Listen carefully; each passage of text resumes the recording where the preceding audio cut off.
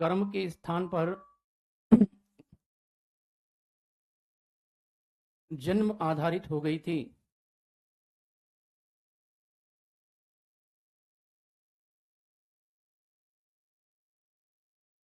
ठीक है, क्या हो गई थी? जन्म के आधार पर हो गई थी, जन्म आधारित। और साथियों, समाज में 4 वर्णों में विभक्त हो गया। समाज 4 वर्गों में विभक्त हो गया।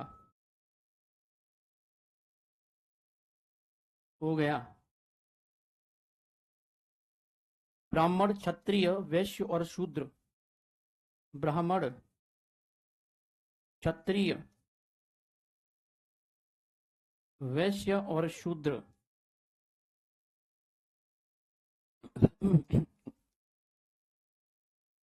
शूद्र, ध्यान से सुनिएगा, ये 4 वर्णों में व्यवस्था हो गई थी। ब्राह्मण, क्षत्रिय, वैश्य और शूद्र, ये 4 वर्णों में समाज जो है बट गया था। कर्मकांडों का प्रचलन बढ़ गया, यज्ञों का प्रचलन बढ़ गया। और ब्राह्मण, क्षत्रिय और वैश्यों का उपनयन संस्कार होता था, लेकिन शूद्रों का उपनयन संस्कार नहीं होता था, याद रखिएगा। उत्तर वैदिक काल में स्त्रियों की स्थिति में गिरावट आ गई। सभा और समिति में स्त्रियों का प्रवेश वर्जित हो गया, याद रखिएगा। प्रजापति की जो 2 पुत्रियां थी, सभा और समिति, उसमें स्त्रियों का प्रवेश वर्जित कर दिया गया। ध्यान से सुनिएगा।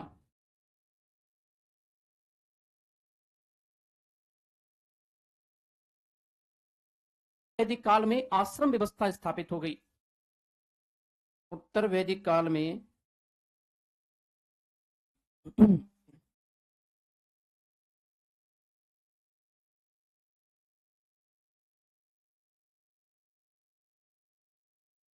हो गई। और साथियों, ये सभी वर्णों में प्रचलित थी। आर्यों के 4 आश्रम, ध्यान से सुनिएगा, आर्यों के 4 आश्रम आ गए थे। आर्य 4 आश्रमों में विभक्त थे। आर्यों के 4 आश्रम आश्रम और 4 आश्रम कौन कौन से थे? आप सभी को पता है, ब्रह्मचर्य, ब्रह्मचर्य, गृहस्थ, वानप्रस्थ। कौन कौन से थे? ब्रह्मचर्य, गृहस्थ, वानप्रस्थ और चौथा हो जाएगा संन्यास। ये 4 आश्रमों का कॉन्सेप्ट आपको यहां पर देखने को मिलेगा। कौन कौन से? ब्रह्मचर्य, गृहस्थ, वानप्रस्थ और संन्यास। 3 ऋण आप लोगों को यहां पर देखने को मिलेंगे, ऋषि, पितृ और देव ऋण। 3 ऋण कौन कौन से हैं? 3 ऋण बेटा, तो आपको पता है मेरे बच्चे, 3 ऋण होंगे, ऋषि, पितृ और देव। ऋषि, पितृ और देव ऋण। ठीक है, ये 3 ऋण आपको यहां पर देखने को मिलेंगे। 4 पुरुषार्थ आपको देखने को मिलेंगे। 4 पुरुषार्थ,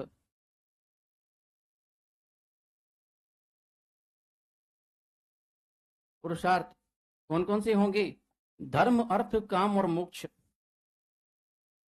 धर्म, अर्थ, काम और मोक्ष। मोक्ष, ये 4 पुरुषार्थ आप सभी को बता दूं जन्म लेंगे बेटा।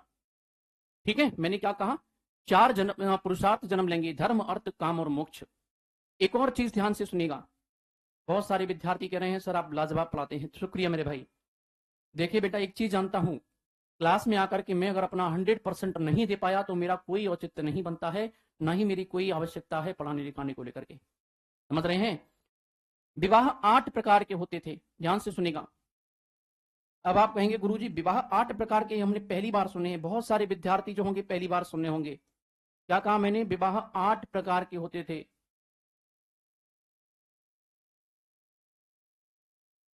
8 प्रकार के होते थे। कितने प्रकार के मेरे भाई? 8 प्रकार के। पहला हो जाएगा ब्रह्म विवाह। कौन सा हो जाएगा? ब्रह्म विवाह। गुरुजी ये ब्रह्म विवाह कैसा होता था? सीधी सी बात है, ठीक है।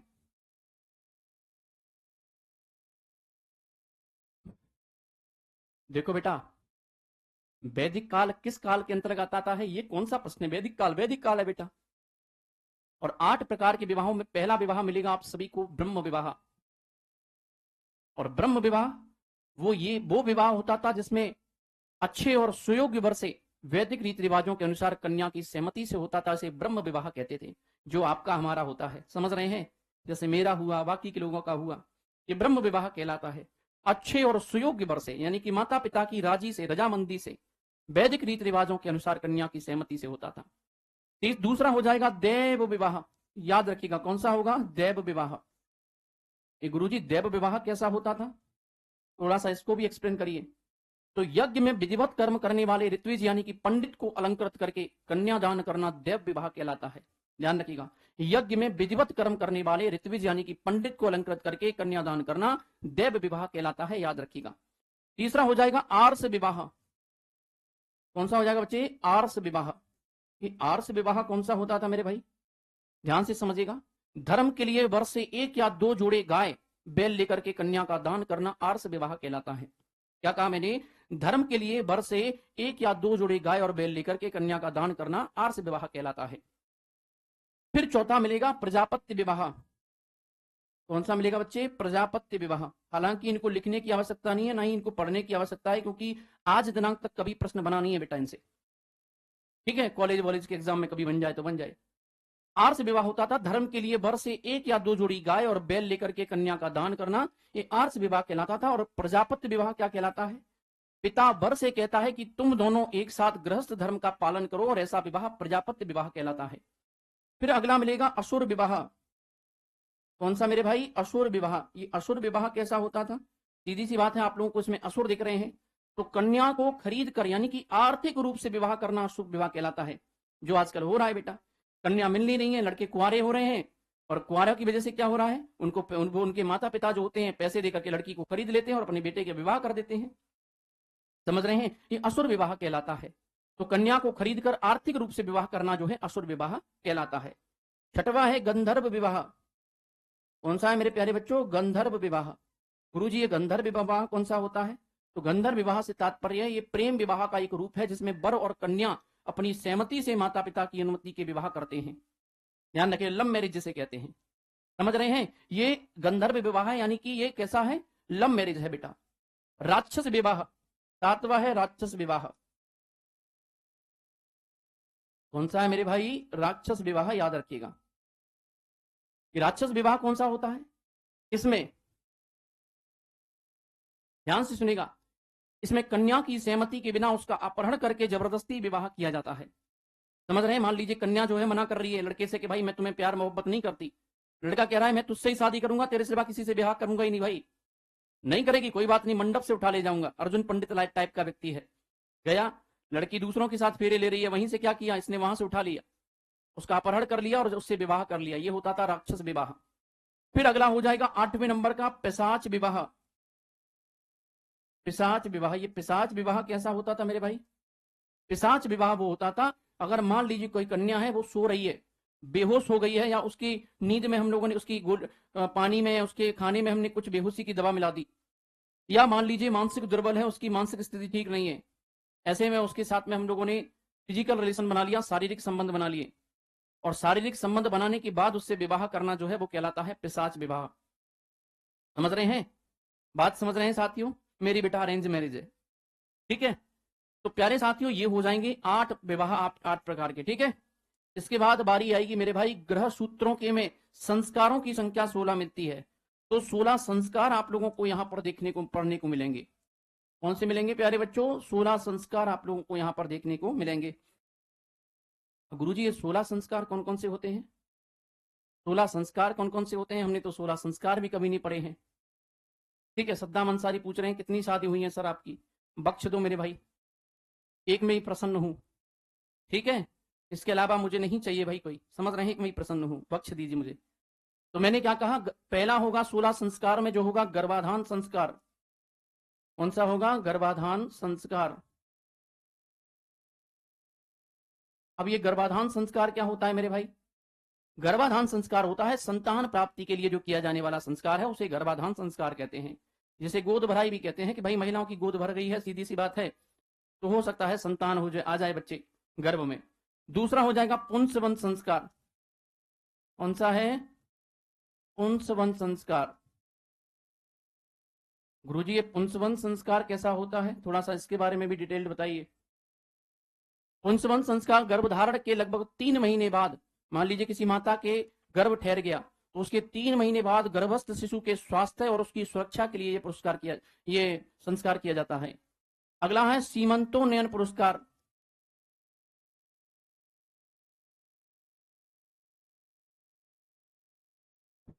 सीमंतोन्नयन संस्कार ये कौन सा संस्कार होता है? ये शिशु और माता के कल्याण के लिए किया जाने वाला संस्कार होता है। अगला हो जाएगा जात कर्म संस्कार। कौन सा हो जाएगा? जात कर्म संस्कार। जात कर्म संस्कार।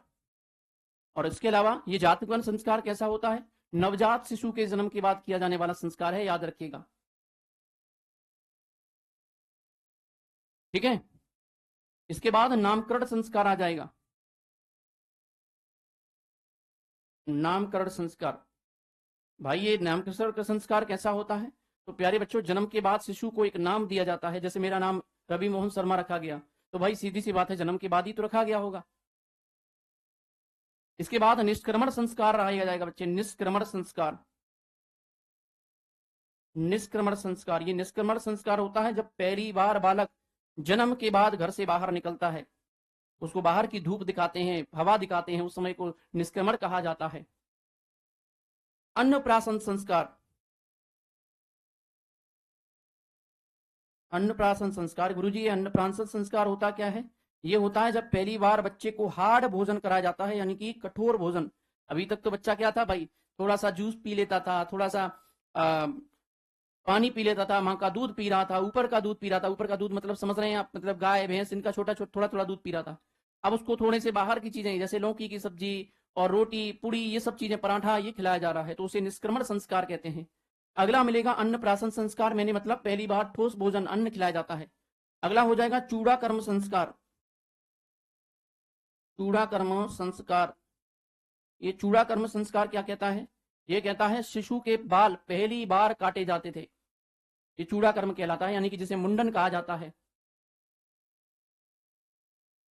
ठीक है, क्या कहा मैंने? नहीं बेटा, ये सिंधु घाटी सभ्यता में नहीं लिखना है।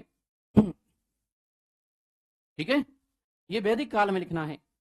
तो मैंने क्या बताया? चूड़ा कर्म संस्कार, यानी कि शिशु के बाल पहली बार काटे जाते हैं, मुंडन संस्कार होता है। अगला हो जाएगा विद्यारंभ पुरुष संस्कार।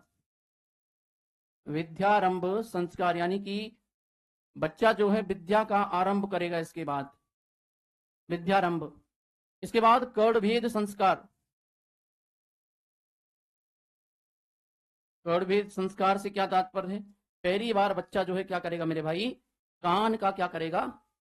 वाली पहनेगा, कान में कान छेदेगा उसका। सोने की वाली पहने रहते हैं कुछ लोग, याद रखिएगा। भूषण उपाध्याय कह रहे हैं सर जिस दिन पेपर रहेगा उस दिन अपना दिमाग उधार दे दीजिएगा 1 घंटे के लिए, चलेगा। आगे बात करते हैं साथियों, कर्णभेद संस्कार के बाद यज्ञोपवीत संस्कार मेरे भाई। यज्ञोपवीत, ये क्या होता है? इसमें क्या होता है? यज्ञोपवीत संस्कार में मेरे प्यारे भाई आप सभी ध्यान रखिएगा, एक बच्चे को जनेऊ धारण करवाया जाता है, कान में अंटा लगा करके जनेऊ धारण करता है वो। वेदारंभ संस्कार, ध्यान रखिएगा,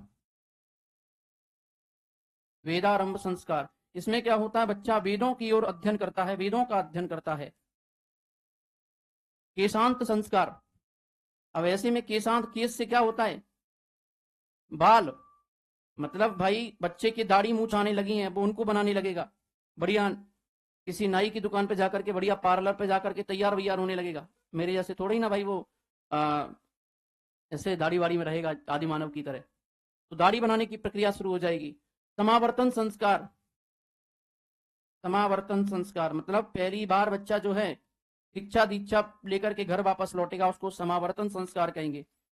आप दिल्ली और बंबई जहां पर भी आप लोग पढ़ रहे हो, इंदौर, दिल्ली, जहां पर भी, बनारस जहां पर भी पढ़ रहे हो, इलाहाबाद, उसमें आप जब पढ़ाई पूरी करने के बाद, तैयारी पूरी करने के बाद, नौकरी लेने के बाद घर आएंगे तो उसको समावर्तन संस्कार कहते हैं बेटा। या फिर कुछ लोग बिना नौकरी के आएंगे, उसको भी समावर्तन कहेंगे। अगला हो जाएगा विवाह संस्कार। अब जब घर आ गया है, नौकरी लग गई है, तो भैया उसका विवाह कर दीजिए, विवाह संस्कार हो जाएगा। और अंत में मेरे प्यारे साथियों, सबको पता है कि कहाँ जाना है? ईश्वर के पास। कहाँ जाना है? ईश्वर के पास जाना है। तो अंतिम हो जाएगा अंत्येष्टि संस्कार, यानी कि अब भाई उसका पंच तत्व में विलीन होने का समय आ गया। नहीं बेटा, वो सब लिखने की कोई आवश्यकता नहीं है, बिल्कुल आवश्यकता नहीं है कि भाई किसमें क्या होता है। बस ये 16 संस्कार हैं, आप लोग चाहें तो इसको लिख लीजिएगा, ठीक है। अब साथियों यहां पर हम लोग बात करेंगे आर्थिक जीवन की। उद्योग और व्यापार कैसा होता था? तो उत्तर वैदिक काल में कृषि आर्यों का प्रमुख व्यवसाय था। इस काल की मुख्य फसल गेहूं और धान थी। और उत्तर वैदिक काल में तांबे के अलावा लोहे का भी व्यापक प्रयोग हुआ है। इस काल में आर्य लोहे और तांबे के अलावा सोना, चांदी, टिन, सीसा, धातु इन सब से परिचित थे। और उत्तर वैदिक काल का सबसे बड़ा लौह पुंज जो है अतरंजी खेड़ा से मिला है। निष्क स्वर्ण मुद्रा थी, याद रखिएगा, वैदिक काल की निष्क जो है स्वर्ण मुद्रा थी।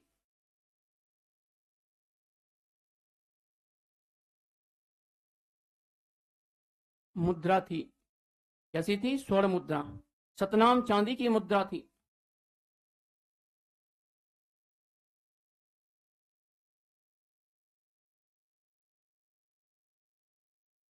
चांदी की मुद्रा थी। और गाय और निष्क लेन देन का माध्यम था, याद रखिएगा। धार्मिक जीवन क्या कहता है? उत्तर वैदिक काल में धार्मिक अनुष्ठानों कर्मकांडों में वृद्धि हुई है। ऋंग वैदिक देवता इंद्र और अग्नि का महत्व कम हो गया। प्रजापति ब्रह्म को सर्वोच्च स्थान मिल गया है। तो सोशल एडमिनिस्ट्रेशन कहता है पोस्ट वैदिक पीरियड का कि caste system began to become a rigid. The caste system become based on birth rather than karma, and society was divided into 4 caste: Brahmins, Kshatriya, Vaishya and शूद्र. The prevalence and ritual and the yajnas increased. Brahmins, Kshatris and Vaishyas and underwent the Upanayans ceremony and were called Dvijas. But Shudras were not eligible for the Upanayan ceremony. The status of women declined in the post-Vedic period. Women were barred from entering the Sabha and Samiti. Buddha संस्कार, बेटा कोई संस्कार नहीं होता ऐसा, ठीक है। तो हमने ये चीजें भी देखी। हमने देखा है साथियों यहां पर 8 टाइप्स ऑफ मैरिजेस को। ब्रह्म मैरिज देखी है हमने सबसे पहले, उसके बाद हमने देव मैरिज देखी है, उसके बाद हम लोगों ने प्यारे साथियों अर्स मैरिज देखी है, अर्स जिस मैरिज जिसे कहा जाता है। उसके बाद हम लोगों ने प्रजापत्य मैरिज देखी है।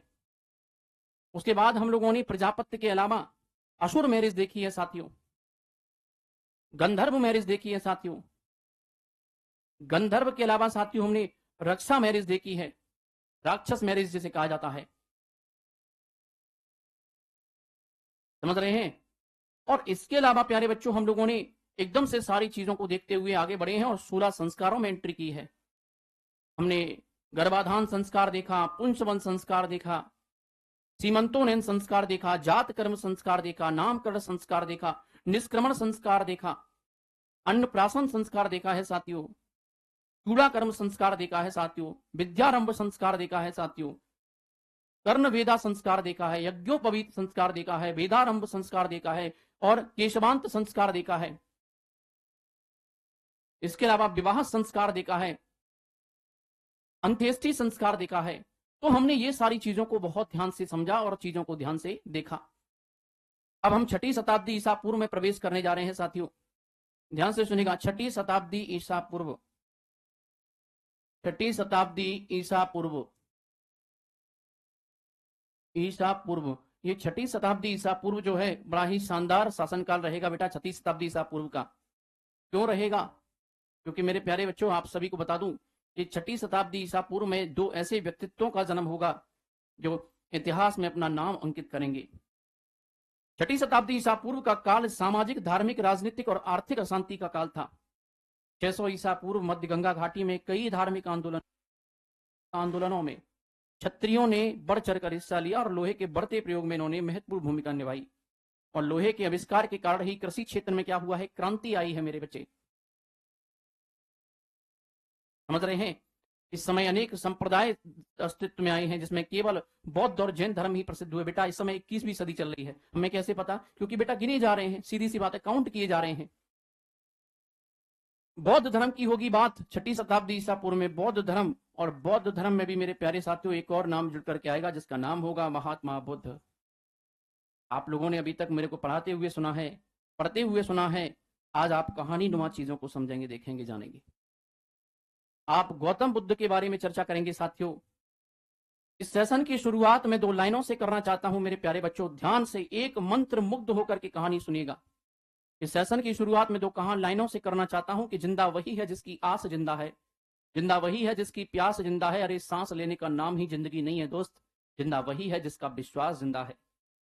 हम लोगों को कहीं ना कहीं अपने विश्वास के साथ रहना है, अपने दृढ़ संकल्प के साथ रहना है और किसी भी स्थिति और परिस्थिति में अपने मार्ग से विचलित नहीं होना है। मेरी स्क्रीन पर मैंने लगाया नहीं है, लेकिन आप इमेजिन करके चलिएगा कि मेरी स्क्रीन पर एक व्यक्तित्व का नाम बहुत अच्छे से अंकित होगा, जिसका नाम है महात्मा बुद्ध। इस व्यक्तित्व से मैं कहीं ना कहीं बहुत ज्यादा प्रभावित हूं, बुद्ध से मैं कहीं ना कहीं बहुत ज्यादा प्रभावित हूं, क्योंकि एक राजा का पुत्र है मेरे प्यारे साथियों और सब कुछ त्याग देता है। 563 ईसा पूर्व में जन्म हुआ है, बचपन का नाम सिद्धार्थ है। इनके जीवन में 2 लोगों का भयंकर शानदार एक योगदान रहा, कॉन्ट्रीब्यूशन रहा। एक था उनका सारथी का नाम, जिसका नाम है चाण। समझ रहे हैं मैंने क्या कहा है? साथी का नाम है चाण, घोड़े का नाम है कंटक, जिनका बुद्ध के जीवन पर सबसे ज्यादा प्रभाव पड़ा है साथियों, सबसे ज्यादा महत्व पड़ा है। अंततः जैसे अनेक बालक बड़े होते हैं वैसे ही बुद्ध भी बड़े हुए हैं, और बुद्ध जब बड़े हुए हैं तो स्वाभाविक रूप से मेरे प्यारे साथियों, 1 सेकंड का मुझे समय दें।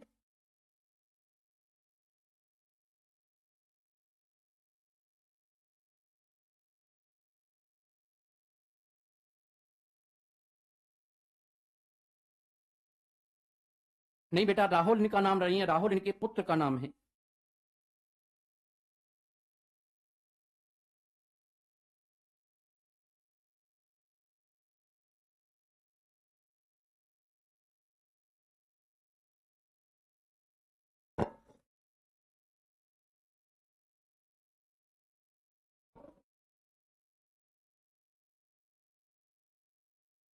मैंने क्या कहा है?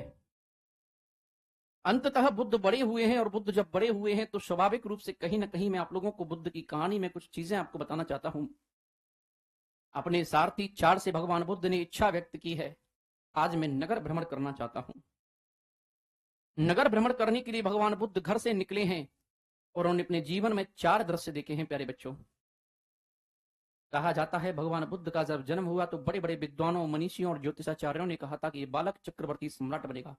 पहली बात तो आप लोग सभी कमेंट रोक दीजिए, मेरा आपसे रिक्वेस्ट है मेरे बच्चे, सभी लोग कमेंट्स रोक दीजिए। कमेंट रोक करके कहानी सुनिए बेटा, सिर्फ मेरा आपसे निवेदन है, प्लीज कमेंट रोक दीजिए, कहानी सुनिए, बहुत कुछ सार समझ में आ जाएगा इस कहानी से आपको। ठीक है? शताब्दी 100 साल की होती है बेटा। ईसा मसीह से जीवन, ईसा मसीह के जन्म से पहले का काल ईसा पूर्व कहलाता है, बस ये अंतर है दोनों में। मैंने क्या कहा? जब इनका जन्म हुआ है तो बड़े बड़े विद्वानियों, मनीषियों और ज्योतिषाचार्यों ने कहा है कि बालक चक्रवर्ती सम्राट बनेगा। इस बात से भगवान बुद्ध के पिता की खुशी का ठिकाना नहीं रहा है। अगर हमारे पिताओं से कहा जाए कि आपका बालक बहुत बड़ा आदमी बनेगा तो हम लोग कितना खुश हो जाते हैं। इस बात को सुनकर के शुद्धोधन ने, महाराजा शुद्धोधन ने पूरे राज्य में, मेरे प्यारे साथियों, मैंने क्या कहा है? इस बात को सुनकर के शुद्धोधन ने पूरे राज्य में मिठाइयां बंटवा दी हैं, आतिशबाजियां करवाई हैं, लेकिन उन्हीं मनीषियों में से एक मनीषी ने कहा है, ठहरिए महाराज, आपने हमारी बात को पूरी तरह से नहीं सुना। या तो ये दुनिया का सबसे बड़ा चक्रवर्ती सम्राट बनेगा या फिर संसार का सबसे बड़ा बैरागी या सन्यासी बनेगा साथियों। इस बात को सुनकर के राजा शुद्धोधन वहीं बैठ गए हैं, बड़ा कष्ट हुआ है। महाराजा शुद्धोधन ने इस बात को जब सुना है तो उन्होंने बुद्ध को माया में फंसाने के लिए, सांसारिक भौतिक तत्वों में फंसाने के लिए मौसम के अनुसार महल बनवा दिया। गर्मी के लिए अलग से महल है, बसंत के लिए अलग से महल, सर्दी के लिए शीतकालीन अलग से महल बनवा दिया। महलों में नृत्यांगनाओं को रखा गया है जो नृत्य करती थी, और आपको बता दूं बहुत सारी दासियां रखी गई हैं, मदिरा रखी गई है भांति भांति की, जिससे कैसे भी करके बुद्ध जो है राजत्व के गुण इनके अंदर आ जाए, राजा के गुण इसके अंदर विद्यमान हो जाए। लेकिन मैंने कहा ना अभी कि जिसे बुद्धत्व प्राप्त करना होता है उसे भौतिक चीजों से कम लगा होता है। कल्प की भावना व्यक्ति इससे, क्योंकि उन्हें बुद्धत्व प्राप्त करना था। ऐसे ही मैं आप सभी से भी कहना चाहता हूं कि आप लोग भौतिक चीजों से कम लगाव रखिए। हाँ बेटा, मुझे मालूम है कि हमारे इस बैच में शुक्र गुणान्वित में क्लास को वो बहुत मैं एक ही बात बोलता हूं छात्रों को, तन समर्पित, मन समर्पित, जीवन समर्पित। बताओ आप लोगों को और क्या क्या दूं? समझ रहे हैं? तो मैंने क्या कहा है, सांसारिक चीजों से लगाव कम रखिए। एक दिन समय आता है वो अपने सारथी चाण को आदेश देते हैं कि मैं नगर भ्रमण करना चाहता हूं। और जब नगर भ्रमण के लिए निकले हैं तो अपने सारथी चंडक, जिसे चन्ना भी कहा जाता है, और घोड़े कंथक, जिसे केतक भी कहा जाता है, इसके साथ नगर की तरफ चल दिए हैं। उत्तर प्रदेश के एक जगह गोरखपुर पहुंचते हैं और गोरखपुर में एक नदी प्रवाहित हो रही है, अनुमा नदी। और इस अनुमा नदी के तट पर पहुंच करके सारथी सहित घोड़े को वापस लौटा दिया और कहा है मैं अपनी जीवन की यात्रा पूरी करने जा रहा हूं। और जंगल चले गए स्वयं। बुद्ध के गृह त्याग की इस घटना को बौद्ध साहित्य में महाविनिष्क्रमण कहा जाता है। और गृह त्याग का प्रतीक माना जाता है अश्व यानी कि घोड़े को। बुद्ध यहाँ नुप्री नामक आम्र वाटिका में कुछ दिन ठहरे, फिर वैशाली पहुंचे हैं, जहां उनकी मुलाकात अलार कलाम, जो इनके बाद में गुरु बनते हैं, उनसे हुई है। ये सांख्य दर्शन के आचार्य थे। आपको बता दूं कि इन्हें केशुपुत्र के कलाम की संज्ञा से भी अभिहित किया जाता है। और सबसे पहले इन्हीं से बुद्ध ने पहला उपदेश लिया है, परंतु संतुष्ट नहीं हुए हैं। वहां से भाग करके राजगृह पहुंचे हैं, जहां रुद्रक रामपुत्र के आश्रम में गए हैं। उनसे भी सेम क्वेश्चन किया है, जीवन क्या है, मृत्यु क्या है। दोनों से मेरे प्यारे साथियों एक ही प्रश्न पूछा है, लेकिन संतुष्ट नहीं हो पाए हैं। उसके बाद उरुवेला गया के समीप पहुंचे हैं। वहां 5 ब्राह्मण साथियों कौंडिन्य, भद्दिय, बप्प, आंज और अज्जिस इसके साथ में कठोर तपस्या करने लगे हैं। और इसी समय एक सुजाता नाम की एक स्त्री होगी मेरे प्यारे बच्चों, जो भगवान बुद्ध के लिए तपस्या करते हुए खीर बना करके लेके आई है। बरगद के वृक्ष के नीचे उसने खीर खिलाई है भगवान को। इससे कुछ जो 5 ब्राह्मण उनके साथ पूजा पाठ कर रहे थे, जो तपस्या कर रहे थे, वो नाराज हो गए हैं और वहां से चढ़े गए हैं साथियों। उसके बाद बुद्ध ने निरंजना नदी, जो कि फाल्गु नदी, गया के तट पर पीपल वृक्ष के नीचे से प्रतिज्ञा से ध्रुव समाधि लगाई है कि अब वो ज्ञान प्राप्ति के पश्चात ही उठेंगे। 7 दिन और 7 रात की अखंड समाधि के बाद 8वें दिन वैशाख पूर्णिमा को 35 वर्ष की अवस्था में उनको ज्ञान की प्राप्ति हुई है और अब वे बुद्ध कहलाने लगे हैं। जिस वृक्ष के नीचे उन्हें ज्ञान प्राप्ति हुआ वो बोधि वृक्ष कहलाने लगा है। तो मैंने क्या कहा, 4 दृश्य उनके सामने आते हैं। ये 4 दृश्य कौन थे? एक था वृद्ध, दूसरा था रोगी, तीसरा था मृतक और चौथा था सन्यासी। सिद्धार्थ ने बारी बारी अपने सारथी से प्रश्न भी किया है कि ये कौन है। उसने बताया, प्रभु ये वृद्ध है। ये कौन है? प्रभु ये रोगी है। ये कौन है? प्रभु ये मृतक है। ये वापस पूछा है, ये कौन है? पूछा है, प्रभु ये सन्यासी है। सारथी ने बुद्ध से कहा, प्रभु आपको कहीं ना कहीं तीसरे दृश्य से तो गुजरना पड़ेगा। मृत्यु तो अटल है, मृत्यु तो संभव है, मृत्यु तो होगी ही एक दिन। सिद्धार्थ विचलित हो गए हैं, लेकिन चौथे दृश्य सन्यास को देख करके इनका मन थोड़ा प्रसन्न हुआ है। सिद्धार्थ का मन प्रसन्न हो जाता है और 3 दृश्य बुद्ध को जो दुख प्राप्त हुआ है वही चौथे दृष्टि से भगवान बुद्ध प्रसन्न हुए हैं, क्योंकि सन्यास ही तो उनका जीवन का परम उद्देश्य था मेरे भाई। केवल ही तो उनके जीवन का परम उद्देश्य था।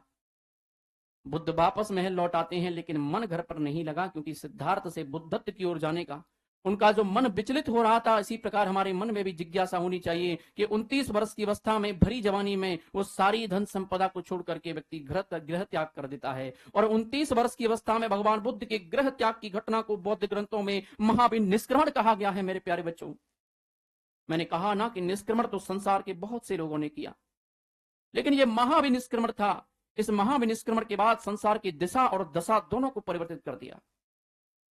और ये सबसे बड़ी बात है कि अगर बुद्ध ने गृह त्याग नहीं किया होता तो संपूर्ण साउथ ईस्ट एशिया बुद्ध के प्रकाश से प्रकाशित नहीं हो रहा होता। मैंने क्या कहा? और मैं ये कहना चाहता हूं कि अब बुद्ध ने गृह त्याग न किया होता तो क्या उनके जीवन में कष्ट नहीं आए होंगे? समझ रहे हैं बात को मेरे भाई? गृह त्याग किया है तो क्या उनके जीवन में कष्ट नहीं आए होंगे? आप सोचिए, कोई व्यक्ति अपना भरा पूरा साम्राज्य छोड़ रहा हो, 2 साल शादी को हुए हैं, इतनी कहा जाता है 7 राज्यों में उसकी पत्नी जैसी सुंदर कोई महिला नहीं थी। इतनी सुंदर पत्नी को छोड़ रहा हो, 4 माह के नवजात बच्चे को छोड़ रहा हो। सोचिए कितना कष्ट उसके मन में रहा होगा। फिर भी उन्होंने गृह त्याग किया। और गृह त्याग करने के बाद वो वैशाली के आलार कलाम के यहाँ आश्रम में पहुंचे हैं, लेकिन वहां भी निराशा मिली है साथियों। हम लोगों के जीवन में तो थोड़ी सी निराशा आते ही ऐसा लगता है कि जीवन लीला समाप्त कर लो। खुद को कोसना शुरू कर देते हैं, अपने माता पिता को कोसना शुरू कर लेते हैं, बुरा भला बोलने लगते हैं। लेकिन मैं उस व्यक्ति के बारे में बता रहा हूं साथियों, जो अपना राजपाट छोड़ करके आ रहा है और विश्वास के साथ छोड़ रहा है कि इस व्यक्ति के पास जाऊंगा तो ज्ञान मिलेगा। लेकिन वैशाली के आलार कलाम के यहां उसको निराशा मिली है। वैशाली से भाग करके राजगृह पहुंचे हैं। जैसे जंगल जंगल ढूंढ रहा है मृग अपनी कस्तूरी को, कितना मुश्किल है तय करना खुद से खुद की दूरी को। भगवान बुद्ध वैशाली से भागकर राजगीर पहुंचे हैं, जहां रुद्रक रामपुत्र के यहां आश्रम में रुके हैं। लेकिन वहां भी मेरे प्यारे साथियों निराशा हाथ में लगी है। मैं ये कहानी क्यों सुना रहा हूं? मैं इसलिए सुना रहा हूं कि बुद्ध ने सब कुछ छोड़ा, निराशा मिली, लेकिन विचलित नहीं हुए। हमारे जीवन में भी कई बार निराशा आती है, लेकिन हमें अपने लक्ष्य से विचलित नहीं होना है। जो मान लिया सो मान लिया, और जो ठान लिया सो ठान लिया। सोचिए, अगर बुद्ध विचलित हो गए होते और वापस आ गए होते, तो शायद मैं इस ऊर्जा से बुद्ध को नहीं पढ़ा रहा होता। आप स्वयं सोचिए कि बुद्ध राजगृह पहुंचते हैं, रुद्रक रामपुत्र के यहाँ आश्रम में पहुंचते हैं। बुद्ध को आश्रम में निराशा मिली है, लेकिन सोचिए भगवान बुद्ध का स्वागत स्वयं बिंबिसार करता है मेरे प्यारे साथियों, और बुद्ध को अपना संपूर्ण राजपाट देने का लालच देता है। आप स्वयं सोचिए कि छोटे से कुल गणराज्य का राजकुमार, आज मगध का राजवंश उसको मिला है, लेकिन बुद्ध के मन में लालच नहीं आया। मैं यही बताना चाह रहा हूं बेटा कि आपके इस मार्ग में अनेक समस्याएं आ सकती हैं। आपके इस मार्ग में अनेक समस्याएं आ सकती हैं, चाहे वो निराशा के रूप में आए, चाहे लालच के रूप में आए, चाहे मोह और सम्मान के रूप में आए, मोह और प्रेम के रूप में आए। आपको अपने लक्ष्य की ओर अग्रसर रहना है। कर्तव्य पथ से मेरे प्यारे साथियों विमुख नहीं होना है। समझ रहे हैं? बुद्ध इस प्रकार बिंबिसार के प्रस्ताव को ठुकराते हुए आगे निकल जाते हैं। उरुवेला में पहुंचे हैं तो पांच पांच ब्राह्मणों के साथ साधना में लीन हो जाते हैं, लेकिन उन्होंने देखा कि यह मार्ग निरर्थक है, तो बुद्ध वहां से मध्यम मार्ग पर चल निकले। इन पांच ब्राह्मणों ने बुद्ध का सामाजिक बहिष्कार किया। तो मैंने बताया कि बुद्ध को क्या क्या मिला बेटा? बुद्ध को निराशा मिली है, बुद्ध को लालच में फंसाने का प्रयास किया गया, बुद्ध का सामाजिक बहिष्कार किया गया, फिर भी बुद्ध विचलित नहीं हुए हैं।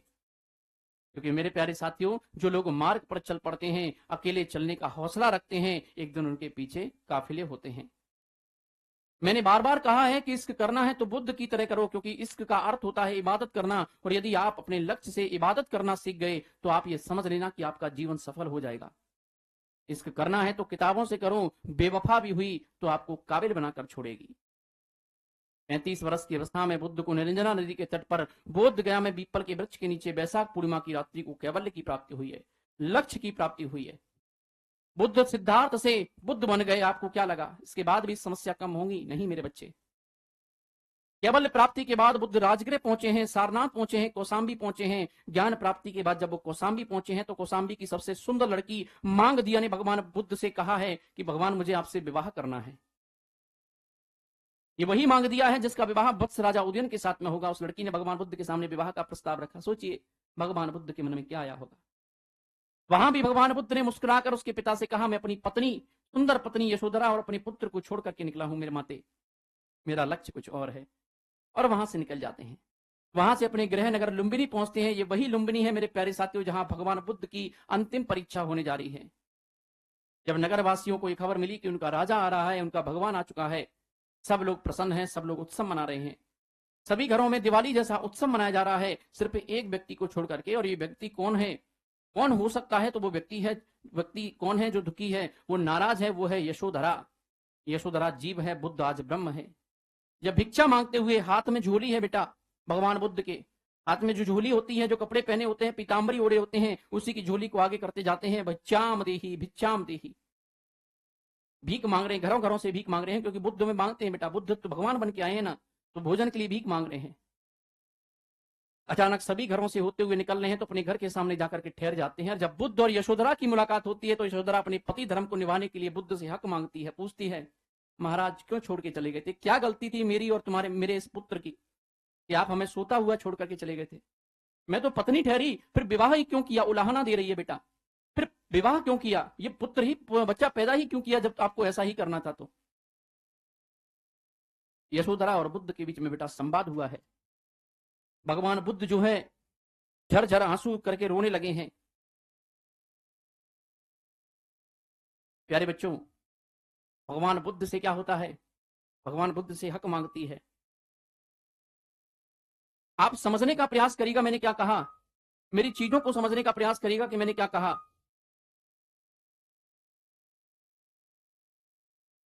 एक सेकंड का मुझे समय दें।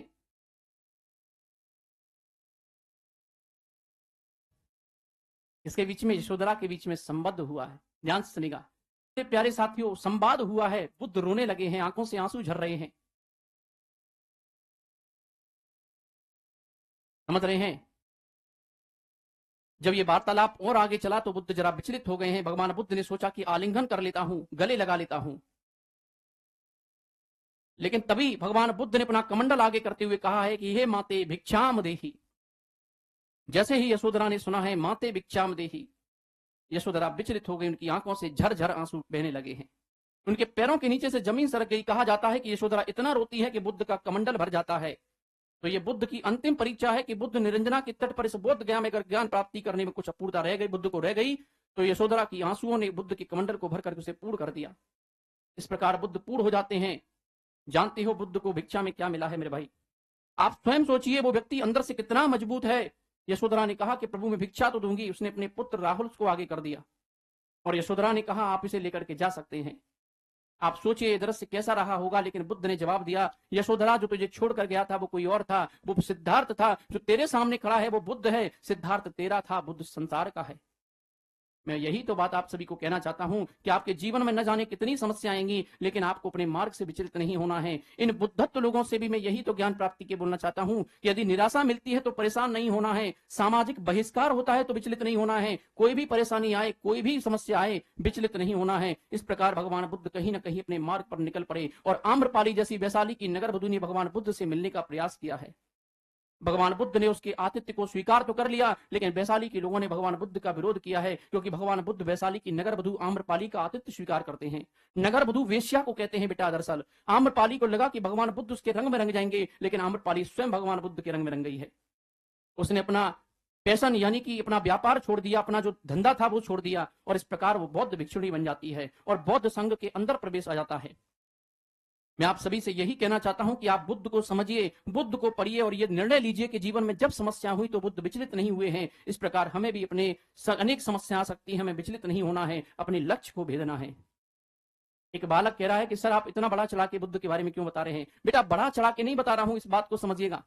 मैं भगवान बुद्ध के बारे में जो चीजें बताना चाह रहा हूं उससे आप अपने आप को कोरिलेट करके देखिएगा कि कोई भी संकट आए तो हमें कैसे निकलना है उससे। यही कमी है, इसी वजह से कोई भी टीचर कहानी नुमा चीजों को नहीं पढ़ाना चाहता, क्योंकि आप लोगों का माइंड जो है नैरो माइंड है, पुरानी सोच है। और पुरानी सोच जो होती है, ये प्रिमिटिव थिंकिंग जो होती है वो बड़ी ही बेकार होती है बेटा, बहुत बेकार। समझ रहे हैं बात को? ये चीजें बहुत गलत लगती हैं कि आप इस प्रकार की चीजें अगर हमारे साथ कर रहे हैं तो। इसी वजह से कोई भी टीचर जो है कभी चीजों को बहुत बढ़िया नहीं पढ़ाना चाहता है, कोशिश करता है कि छोड़िए। ये निगेटिव कमेंट है मेरे सामने, बहुत निगेटिव कमेंट है। समझ रहे हैं? ये बुद्ध की कहानी थी बेटा, बहुत कुछ सीखने को मिला होगा। कल से हम लोग बुद्ध धर्म शुरू करने जा रहे हैं, उसके बाद जैन धर्म होगा। Thank you so much. जय हिंद, जय भारत, वंदे मातरम। खुश रहें, मुस्कुराते रहें। दुनिया में हर वो व्यक्ति भगवान है जिसने अपना कहीं ना कहीं परिश्रम किया है जीवन में। समझ रहे हैं? Thank you so much. जय हिंद, जय भारत, वंदे मातरम। ठीक है, शुक्रिया। जय हिंद, लव यू मेरे भाई, सभी को लव यू। सभी अपना ध्यान रखें। Bye bye.